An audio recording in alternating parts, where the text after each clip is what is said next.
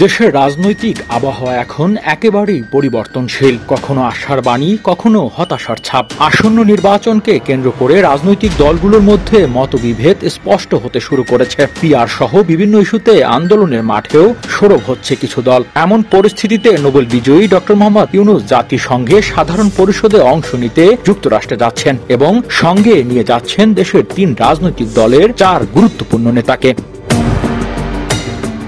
প্রায় ২ সপ্তাহের এই সফরে বিএনপির মহাসচিব মির্জা ফখরুল ইসলাম আলমগীর, ভাইস চেয়ারম্যান তারেক রহমানের পররাষ্ট্র উপদেষ্টা হুমায়ুন কবির, জামায়াতের নায়েবে আমির ডক্টর সৈয়দ আব্দুল্লাহ মোহাম্মদ তাহের এবং এনসিপির সদস্য সচিব আক্তার হোসেন থাকছেন।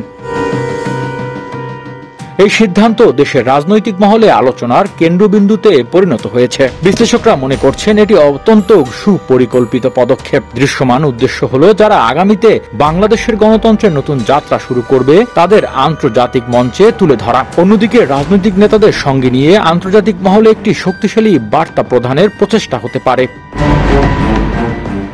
যদিও এই সফরকে বিরল ঘটনা হিসেবে দেখা যাচ্ছে, কিন্তু ইতিহাসে এর পূর্বসূরি রয়েছে। ১৯৮০ সালে শহীদ রাষ্ট্রপতি জিয়াউর রহমান জাতিসংঘ সফরে কিছু রাজনৈতিক নেতাকে সঙ্গে নিয়েছিলেন। তাই অনেকের মতে ডক্টর ইউনূসও তার পদাঙ্ক অনুসরণ করছে।